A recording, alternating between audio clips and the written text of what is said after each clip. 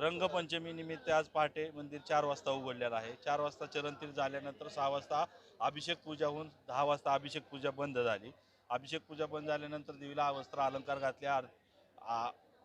घातल्यानंतर देवीला आरती वगैरे झाली। आरती झाल्यानंतर देवीबरोबर सर्व पुजारी, महंत, कर्मचारी व अधिकारी, भाविक ह्या सर्वांनी मिळून देवीबरोबर रंगोत्सव साजरा केलेला आहे। रंग जर त्यात घ्यायचे झाले तर पूर्ण सगळे कलर जे होते ते सर्व नैसर्गिक कलर होते आणि कोरडा कलर होता।